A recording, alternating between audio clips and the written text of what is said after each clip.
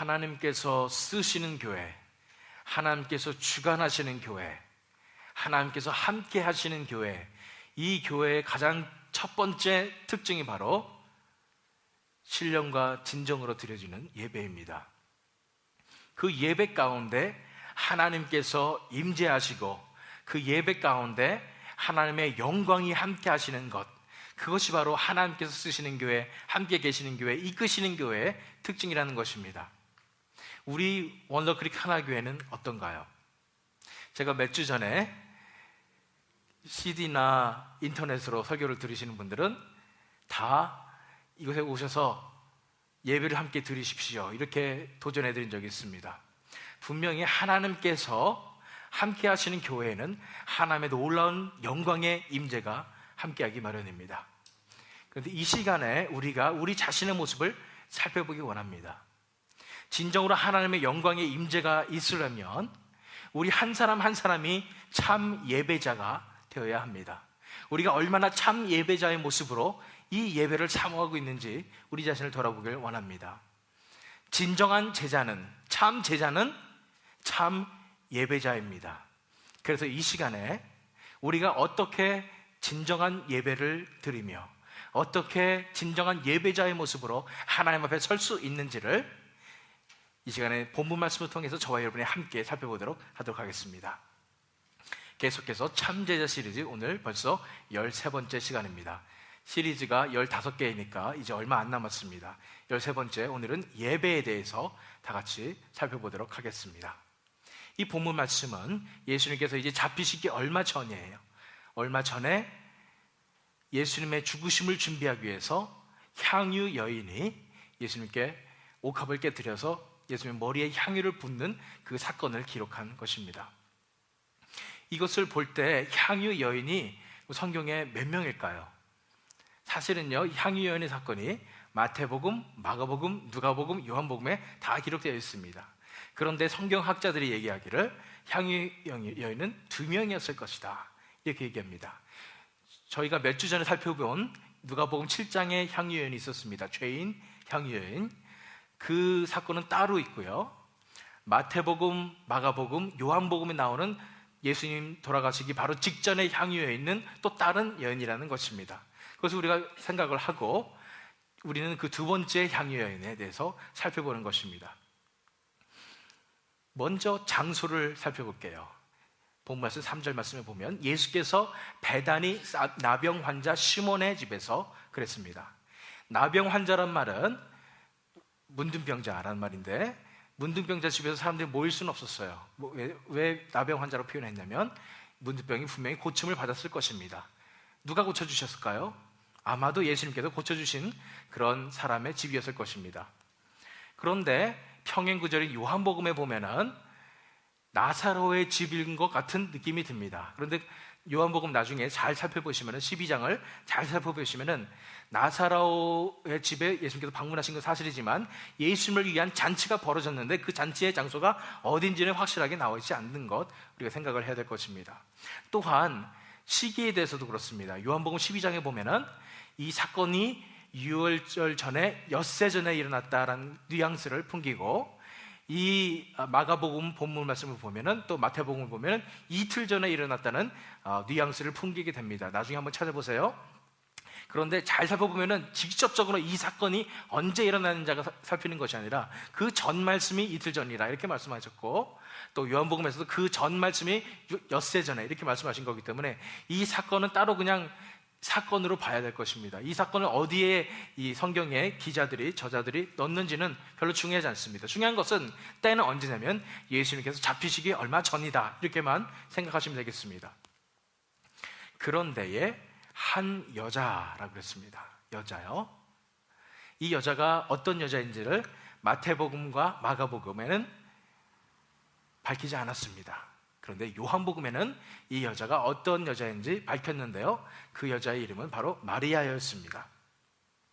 그런데 이 마리아, 그러니까 이 사람은 막달라 마리아구나 라는 생각이 들지 않으십니까? 그런데 막달라 마리아가 아니고 베다니 마리아입니다. 우리가 성경에서 주요 마리아가 3명 있습니다. 첫 번째 마리아는 예수님의 어머니 마리아가 있고요, 두 번째 마리아는 막달라 마리아가 있습니다. 막달라 마리아는 전에 7 귀신 들었던 여자인데 예수님의 제자가 되어서 나중에 예수님이 부활하시고 찾아가고 이런 귀한 역할을 하는 분이 막달라 마리아고요, 마지막 3번째 마리아가 바로 이 베다니 마리아입니다. 이 베다니 마리아는 마리아와 마르다, 그거의 마리아고요, 그 다음에 또 나사로의 누이고 또 이 향유 여인의 모습이 바로 이 베다니 마리아라는 거 생각하셔야 됩니다. 찬송가 가사에 귀중한 보배합을 깨뜨린 막달라 마리아 본받아서 이렇게 나왔는데, 그건 작시자가 착각한 것이라고 생각을 하시면 되겠습니다. 성경상으로 봤을 때 이것은 베다니 마리아입니다. 어쨌든 간에 이 옥합을 깨뜨렸어요. 귀중한 옥합을 깨뜨렸는데 이것을 예수 머리에 딱 부으니까 어떤 사람들이 화를 냈다고 그랬습니다. 이 어떤 사람들을 또 마태복음에는 뭐라고 나왔냐면 제자들이라고 나왔습니다. 요한복음에는 딱 한 명, 가룟 유다라고 나왔습니다. 결국은 이게 제자들이라는 것을 우리가 알 수가 있습니다. 제자들이 봤을 때 이 향유를 왜 허비하냐고, 이 비싼 향유를 허비하냐고 이렇게 따지고 든 것입니다. 이 향유 여인이 예수님을 보고 예수님께 진정으로 참된 예배를 드렸는데 그것을 보고 제자들은 인간적인 생각을 가지고 왜 이렇게 허비하는가 이런 얘기를 했다는 것입니다. 그래서 우리가 먼저 비교해야 될 것은 이 제자들의 자세와 이 향유 여인의 모습을 비교해야 될 것입니다. 먼저 제자들이 왜 이러한 사고방식을 갖고 있었는지를 살펴보도록 하겠습니다. 진정한 예배를 방해하는 잘못된 사고방식 3가지에 대해서 먼저 살펴보도록 하겠습니다.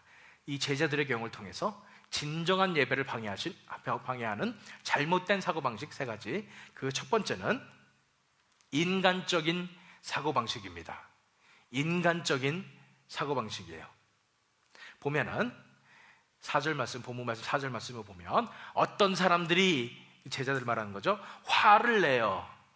화가 났어요. 이거 우리가 화를 이렇게 쉽게 낸다는 것 그 자체가 우리가 약간은 인간적이라는 것을 우리가 알 수 있습니다. 그런데 어찌하여 이 향유를 허비하는가라고 얘기했습니다. 왜 이렇게 효율적이지 못한가 이런 얘기를 하는 것입니다. 생각해보라고, 이게 얼마나 비싼지 아냐 그러면서 5절 말씀을 보니까 300데나리온 이상에 팔아서 그랬습니다. 한 데나리온이 바로 일일 동안 노동자가 버는 돈입니다. 하루 버는 돈이에요. 그래서 현대 돈으로 환산하면은 뭐 연봉 정도에 가깝게 이렇게 되는 것입니다. 쉽게 말하기 위해서 그냥 최저임금으로 해서 한 3만 불 정도 된다 생각하시면 되겠습니다. 한국 돈으로 3천만 원 정도 된다고 생각하시면 되겠어요.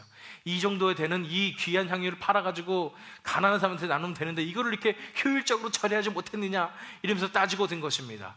그 고귀한 예배를 보고서 제자들은 눈가기가 가려져가지고 생각나는 것이 인간적인 생각만 하고 있었다는 것입니다. 왜 이렇게 화가 났을까 생각해보면 사실은 이 돈이 관련되어 있기 때문에 화가 났을 것입니다. 이 돈을 왜 이렇게 허비하느냐? 우리 자신을 돌아보기 원합니다. 우리도 이런 모습으로 신앙생활을 하고 있었지 않았는지, 우리도 이 교회를 인간의 지혜와 인간의 방법으로, 인간의 경험으로 우리가 이끌 수 있다고 착각하지 않았는지, 효율성이라는 이름으로 우리가 많은 부분에 있어서 타협을 하고 있었지 않았는지를 생각해 보기를 원하는 것입니다. 또 무엇보다도 물질에 있어서 우리가 이렇게 자유롭지 못하게 생활을 해오지 않았는지 살펴보기를 원하는 것입니다.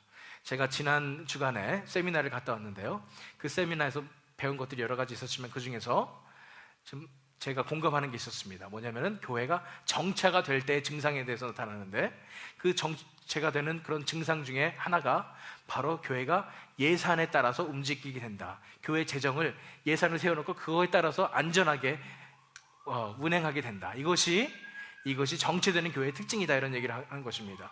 예산을 세우는 것 그 자체가 나쁜 것은 아닙니다. 그런데 예산보다 무엇을 의지해야 돼요? 하나님의 인도하심을 의지해야 되는 것입니다. 하나님이 어떤 명령을 주실지 아세요? 우리 예산과 상관없는 우리 예산보다 훨씬 부족한 일을 하나님께서 하라고 명령하시면 어떡할 겁니까? 그 말이 무엇이냐면, 우리가 인간적으로 계산하고 우리가 안전하다 생각하는 그런 방법대로, 인간적인 사고방식대로 해서는 진정으로 하나님께서 역사하시는 그런 교회를 만들 수가 없다는 것입니다. 진정으로 하나님께서 이루시는 그런 예배를 우리가 만날 수 없다는 것입니다. 오히려 예배를 방해할 수 있는 것입니다. 그래서 이런 인간적인 사고방식은 하나님을 만나는 그 예배에서는 불순물에 불과합니다. 불순물을 내려놔야 되는 것입니다. 그래서 진정으로 하나님께서 임재하신 예배를 드렸을 줄 믿습니다. 첫 번째 잘못된 사고방식은 인간적인 사고방식이에요. 두 번째 잘못된 사고방식은 사역 위주의 사고방식입니다. 사역 위주의 사고방식이에요. 본문 말씀 5절에 보면, 이 향유를 300데나리온 이상에 팔아 가난한 자들에게 줄 수 있었겠도다, 이렇게 얘기를 했습니다. 이 사실은 가난한 자들에게 줄 수 있었다는 것이 뭐냐면은, 사실 이때 풍습에 6월절이 되면은 사람들이 가난한 자들에게 이렇게 먹을 것을 나눠주고 또 물질을 나눠주는 그런 풍습이 있었습니다. 아, 이것이 중요하지 않겠는가? 6월절이 다 됐는데 이 돈 있으면 얼마나 많은 사람들에게 우리가 나눠줄 수 있었겠는가? 이런 생각을 하는 것입니다. 뭐예요? 가장 먼저 생각하는 것은 사역입니다. 우리가 이 일을 해야 되지 않겠습니까? 이 일에 치중하는 것을 보게 되는 것입니다. 그래서 가장 중요한 것을 잊어버렸어요. 중요한 것은 정말 하나님을 만나는 것이고 하나님과 관계 속에 들어가는 것이고 하나님을 예배하는 것이었는데, 그것을 잊어버리고 사역이 먼저 앞서가 버렸어요. 우리가 제자의 사명 3가지 배웠습니다. 첫 번째는 동행이고요, 두 번째는 선포고, 세 번째가 치유입니다.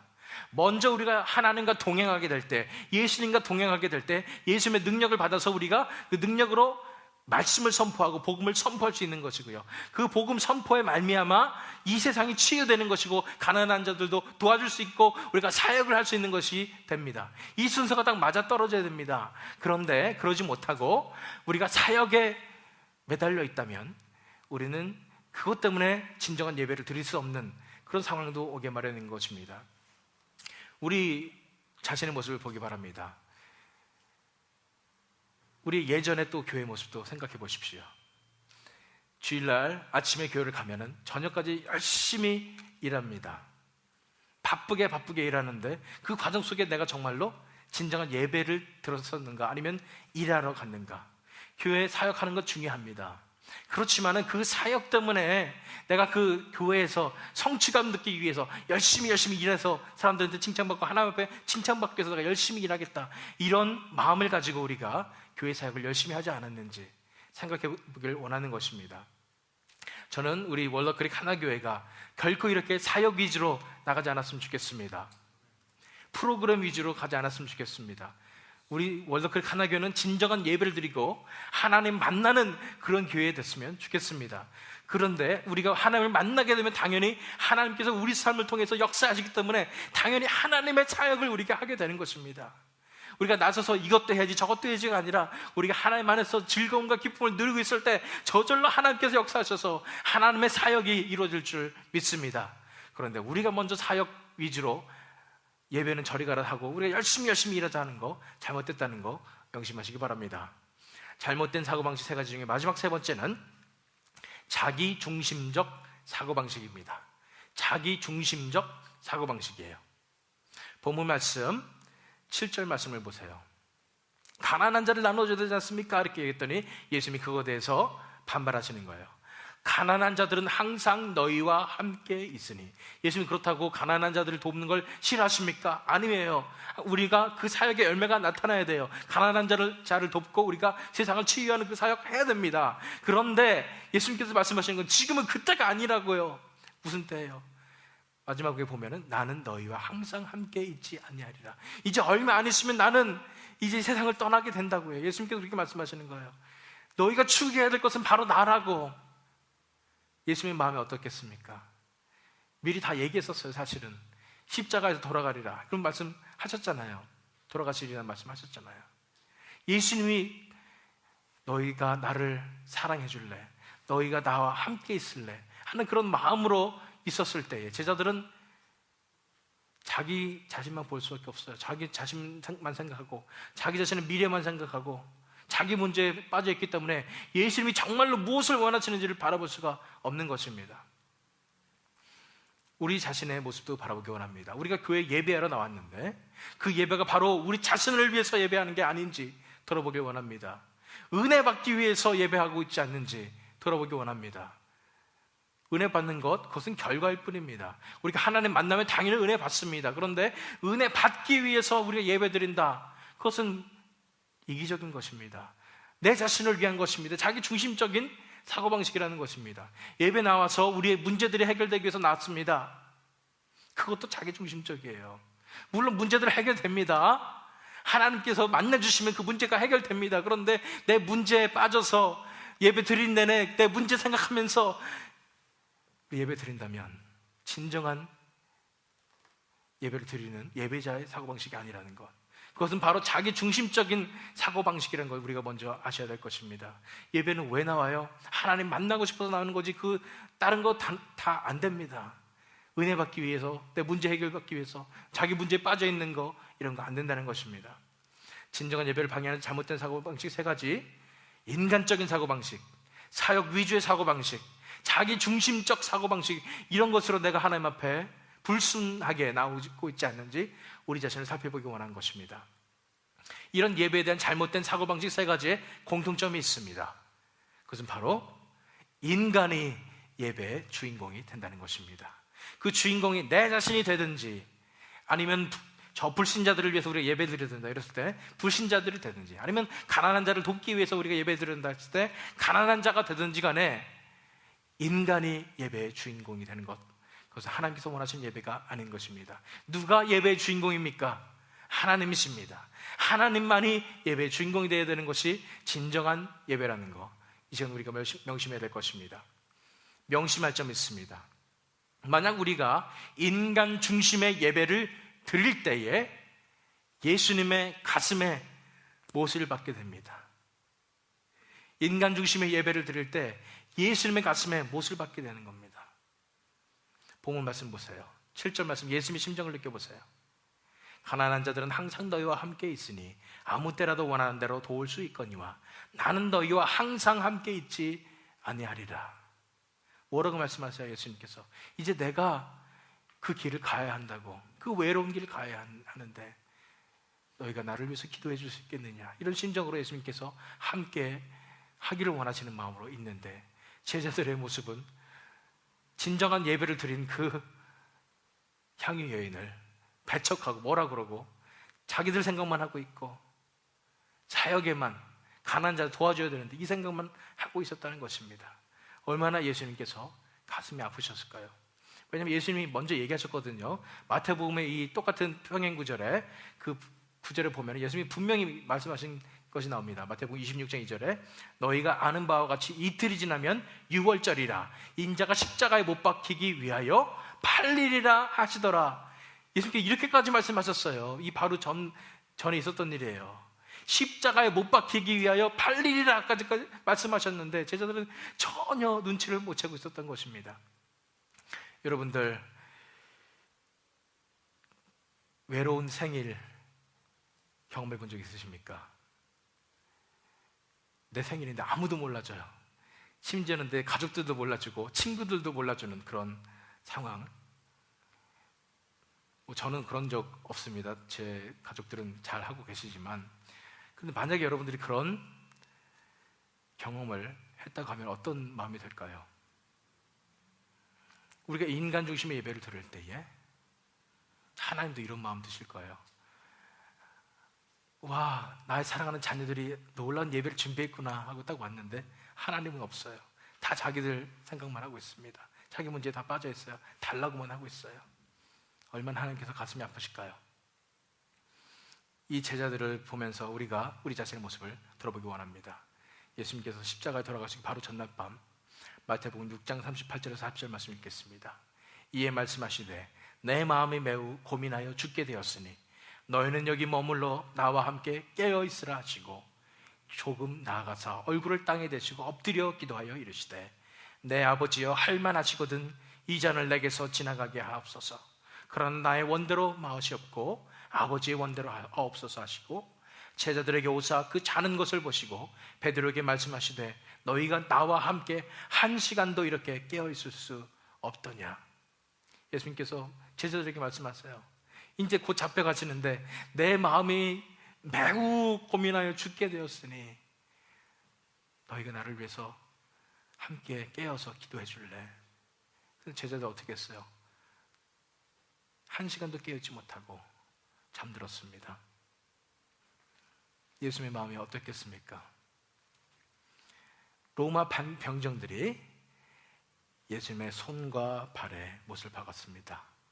우리가 이렇게 인간 중심의 예배를 드릴 때 우리는 예수님의 가슴에 못을 박게 되는 것입니다. 예수님의 가슴을 찢는 것입니다. 하나님의 가슴을 찢는 것입니다.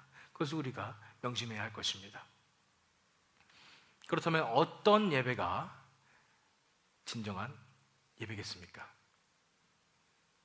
오늘의 클루 말씀드리겠습니다.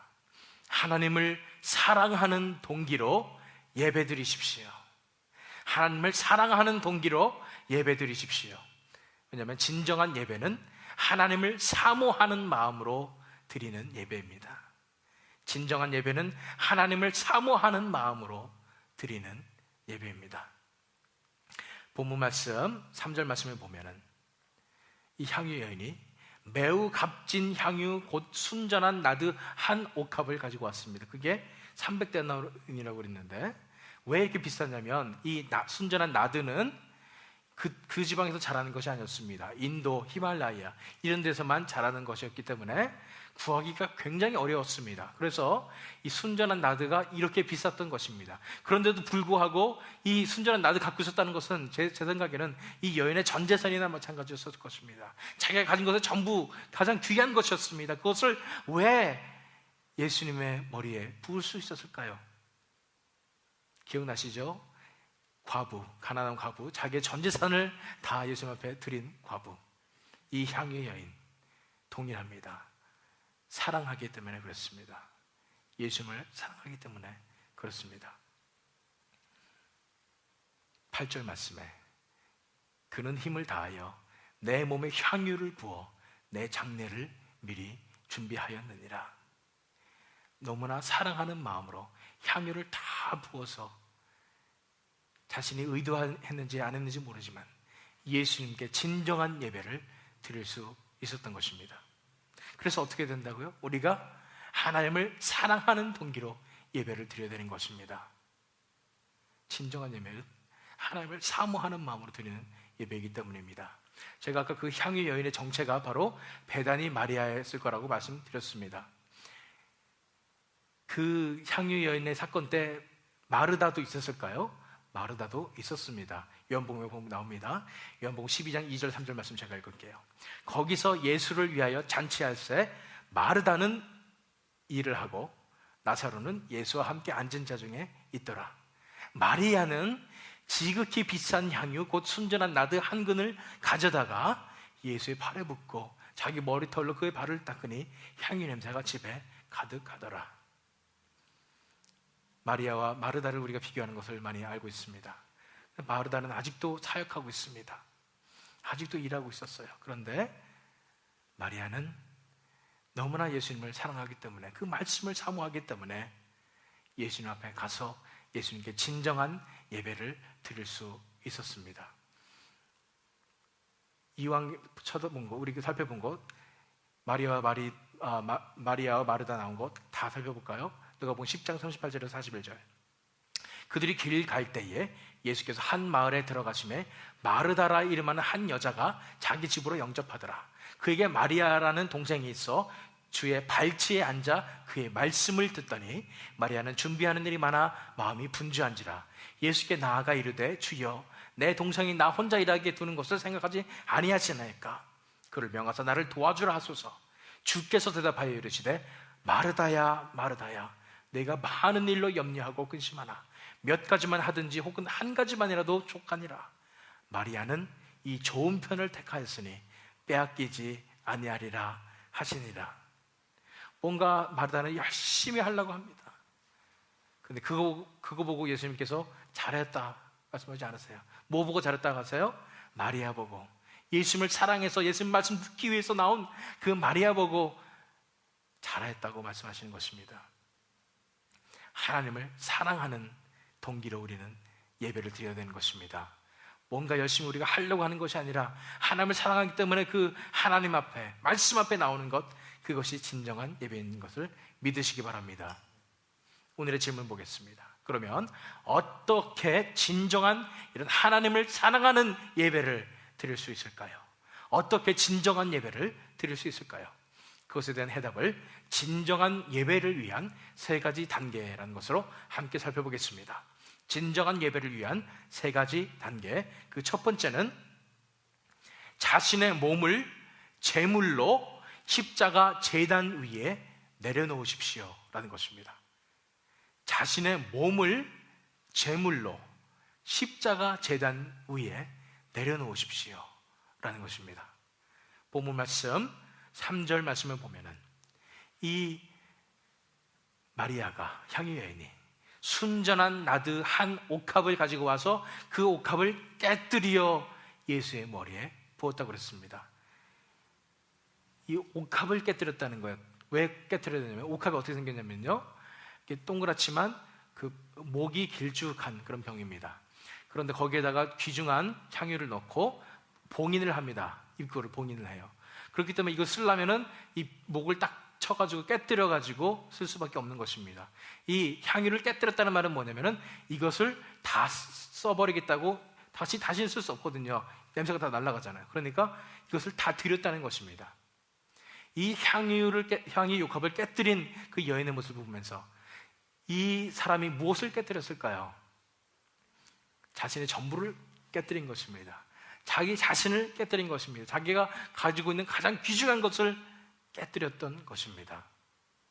자기 자신을 드리는, 제물로 드리는 그런 예배였습니다. 이 여인이 옥합을 깨뜨릴 때에 고민 안 했을까요? 고민했을 수도 있습니다. 제자들처럼 이거 정말 비싼 건데 이거 다른 데 쓰면 더 좋지 않을까 고민했을지도 모르겠습니다. 인간적인 생각했을지도 모르겠습니다. 그런데 이 옥합을 깨뜨리는 순간 그 마음도 깨어서 하나님 앞에 온전히 드린 것입니다. 우리는 무엇을 깨뜨려야 됩니까? 우리 자신을, 우리 몸과 마음을 깨뜨려서 향유 여인처럼 제물로 십자가 제단 위에 내려놓아야 하는 것입니다. 먼저 하나님 만나기 위해서 우리가 해야 될 것은 바로 우리 자신이 깨뜨려져서 하나님 앞에 제단 위에 드려져야 하는 것입니다. 우리 가지고 있었던 모든 인간적인 생각들도, 우리의 죄악된 부분들도, 연약한 부분들도 다 깨뜨려져서 십자가 제단 위에 올려놓아져야 되는 것입니다. 우리의 자아도, 우리의 방법도, 우리 자신도 다 깨뜨려져서 십자가 앞에 나와야 진정한 하나님 만나는 예배를 드릴 수 있다는 것입니다. 그래서 사도 바울이 로마서 12장 1절에 이렇게 얘기했습니다. 그러므로 형제들아, 내가 하나님의 모든 자비하심으로 너희를 권하노니 너희 몸을 하나님이 기뻐하시는 거룩한 산 제물로 드리라. 이는 너희가 드릴 영적 예배니라.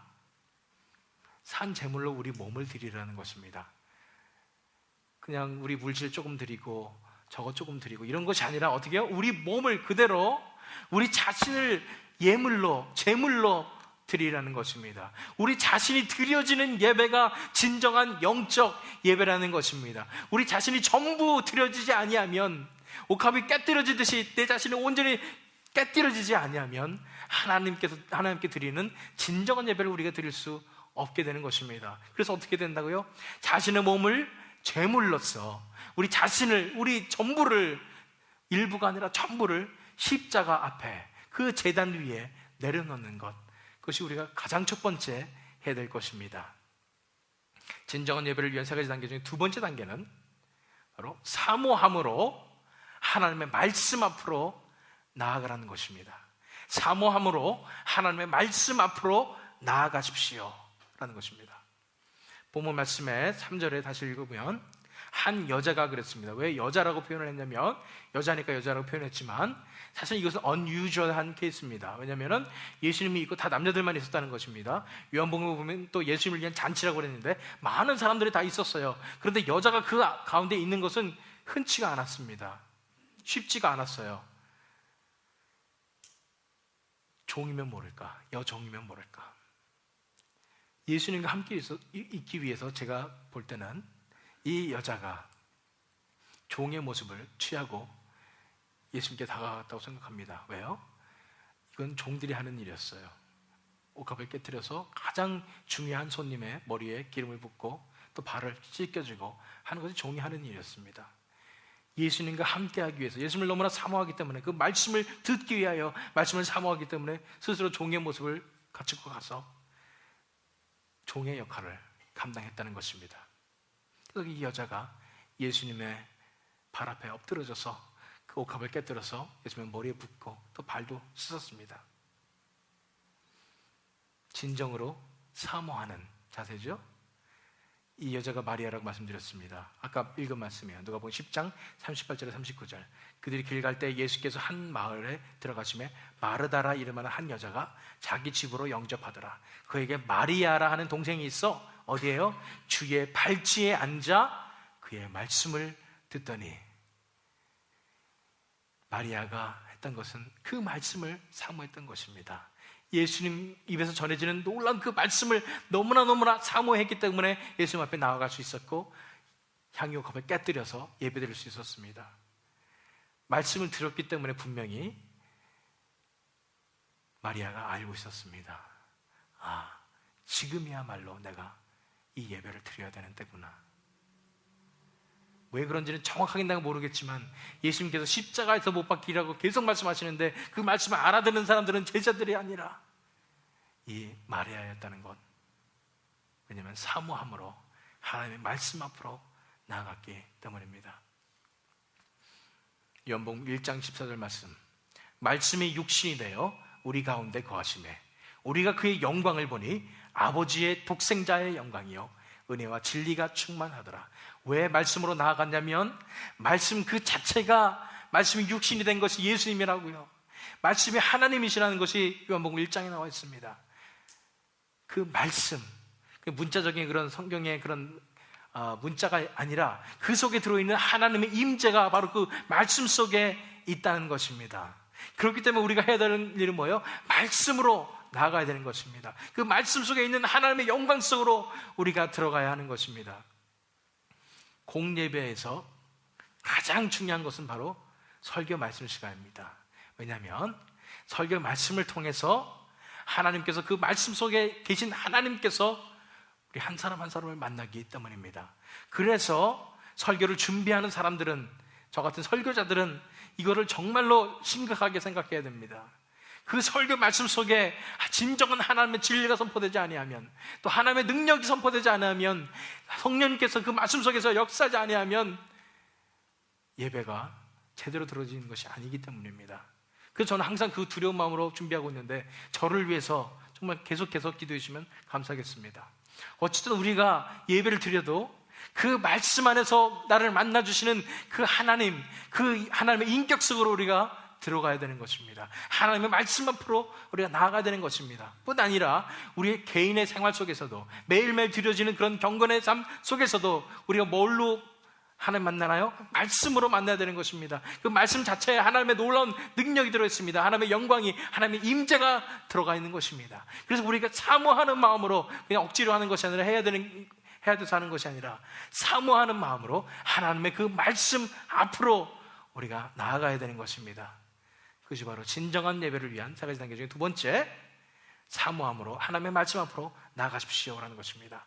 먼저 우리가 우리 자신을 깨어서 하나님 앞에, 제단 앞에 다 올려드릴 때 이제 사모하는 마음으로 하나님의 말씀 앞으로 나아가게 되는 것이고, 그랬을 때 마지막 세 번째 단계가 나옵니다. 하나님의 마음을 받아 자신의 가진 것으로 예배하십시오라는 것입니다. 하나님의 마음을 받아 자신의 가진 것으로 예배라는 것입니다. 본문 말씀 8절 말씀 보세요. 그는 힘을 다하여 내 몸에 향유를 부어 내 장례를 미리 준비하였느니라. 얼마나 놀라워요. 제자들은 전혀 몰랐어요. 예수님 돌아가시는 것조차도 모르고 자기 생각에 빠져 살았어요. 그런데 이 향유 여인은 예수님의 장례를 미리 준비하였습니다. 어떻게 했습니까? 그 말씀을 사모함으로, 하나님을 사모함으로, 사랑함으로 그 앞에 갔기 때문에 예수의 말씀을 들음으로 말미암아 알 수 있었어요. 아, 지금이야말로 이 예배가 필요하구나. 진정한 예배를, 그 장례, 예수님의 장례를 준비하는 그 놀라운 일을 행하게 된 것입니다. 거기 보면은 힘을 다하여 8절 말씀 나와 있죠. 이 해석이 약간 애매모호한 것 같습니다. 어떻게 힘을 다했다는 것인가? 그 원어를 찾아봤더니 또 영어 성경이 다르게 번역이 되어 있어요. 그 여자가 자기가 할 수 있는 대로라고 해석하는 게 좋습니다. 자기가 할 수 있는 만큼, 자기가 할 수 있는 것을 했단 말입니다. 자기가 할 수 있는 것을 가지고 예배를 드렸다는 것입니다. 우리가 하나님 안에 거할 때, 하나님께 연합된 삶을 살 때 우리는 하나님의 뜻을 알 수 있습니다. 하나님을 사모할 때에 하나님께서 만나주시는 그런 친밀한 관계 속에 들어갔을 때 하나님께서 하나님의 마음을 우리에게 부어주실 것입니다. 보여주실 것입니다. 그런 다음에 우리에게 이미 준비해 주신, 우리에게 맡겨주신 그런 하나님의 은사대로, 하나님의 선물대로 우리가 하나님을 예배하며 섬길 수 있게 하신다는 것입니다. 하나님의 마음을 먼저 받으셔야 돼요. 그래야지 알 수 있습니다. 이때가 어떤 때인지 알 수 있습니다. 그 다음에 우리에게 이미 주신, 우리가 할 수 있는 것, 우리에게 이미 주신 것을 우리가 정성껏 예배하는 것, 이것이 진정한 예배를 위한 마지막 단계인 것입니다. 우리가 하나님의 마음을 알아야 됩니다. 하나님의 마음 볼까요? 시편 51편 16절 17절 말씀입니다. 주께서는 제사를 기뻐하지 아니하시나니 그렇지 아니하면 내가 드렸을 것이라. 주는 번제를 기뻐하지 아니하시나이다. 하나님께서 구하시는 제사는 상한 심령이라. 하나님이여 상하고 통회하는 마음을 주께서 멸시하지 아니하시리이다. 상하고 통회하는 마음으로 드리는 이 예배, 하나님의 마음을 알아서 상하고 통회하는 마음으로 드리는 이 예배가 진정한 예배라는 것, 우리가 명심해야 될 것입니다. 하나님의 그 마음을 받아서 우리 뜻대로 예배하는 것이 아니라 하나님의 마음을 받아서 하나님께서 주신 것으로, 가장 귀중한 것으로 우리가 예배를 드려야 되는 것입니다. 복습해 볼까요? 첫 번째는 자신의 몸을 제물로 십자가 제단 위에 내려놓으십시오. 그 과정을 거쳐야 됩니다. 옥합을 깨뜨려야 되는 것입니다. 그 다음에는 사모함으로 하나님의 말씀 앞으로 나아가십시오. 하나님의 말씀을 너무나 사모하기 때문에 말씀 앞으로 나아간다는 말이에요. 세 번째는 하나님의 마음을 받아서 자신이 가진 것으로 이 여인처럼 예배하는 것. 직접 마음만 가지고 있는 것이 아니라 자신의 옥합을 직접 깨뜨려서 내가 가진 가장 귀한 것으로 예배를 드리는 것, 내 자신을 드리는 것, 이것이 진정한 예배라는 것 우리가 알아야 될 것입니다. 이렇게 우리가 하나님을 사랑함으로 진정한 예배를 드릴 때, 우리가 하나님을 사랑함으로 진정한 예배를 드릴 때 우리가 어떤 일이 벌어집니까? 하나님께서 기억하시는 제자가 되는 영광을 누릴 것입니다. 하나님께서 기억하시는 제자가 되는 영광을 누릴 것이라는 거예요. 본 말씀 마지막 절 9절 말씀입니다. 내가 진실로 너희에게 이르노니 온 천하에 어디서든지 복음이 전파되는 곳에는 이 여자가 행한 일도 말하여 그를 기억하리라 하시니라. 얼마나 놀라운 축복의 말씀인지 모릅니다. 진실로 너희에게 이르노니, 얼마나 예수님께서 기쁘셨으면은, 이 향유 여인이 나의 마음을 알아줬구나, 얼마나 기쁘셨으면, 그 예배가 너무나 기뻤으면은 진실로 너희에게 이르노니 말씀하셨어요. 온 천하에 복음이 전파되는 그곳마다 이 여자가 행한 일도 하여 그를 기억하리라. 기록되었나요? 그래서 기록되었습니다. 마태복음, 마가복음, 요한복음 다 기록되었습니다. 그래서 우리가 그 여인의 참된 예배를 보고, 참된 예배는 이런 예배구나 하는 것을 우리가 이렇게 알아볼 수 있는 것입니다. 그런데 이렇게 우리가 진정으로 하나님 앞에 하나님의 마음을 받음으로 드리는 이 예배를, 하나님을 사랑함으로 진정한 예배를 드릴 때 하나님께서도 우리를 기억하시며 기뻐 받아주실 줄 믿습니다. 사실 하나님은 이런 예배 드리는 사람들을 지금 찾고 계십니다. 자기 욕심대로 예배 드리지 아니하고 하나님 마음 받아서 하나님 사모함으로 하나님 사랑함으로 드리는 그런 예배자들을 찾고 계시는 것 믿으시기 바랍니다. 요한복음 4장 23절 24절 말씀이에요. 아버지께 참되게 예배하는 자들은 영과 진리로 예배할 때가 오나니 곧 이때라.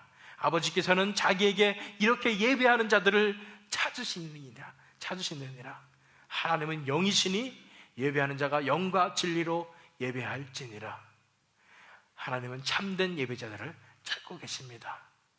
저와 여러분을 불러주시는 줄 믿습니다. 참 예배자로 불러주시는 줄 믿습니다.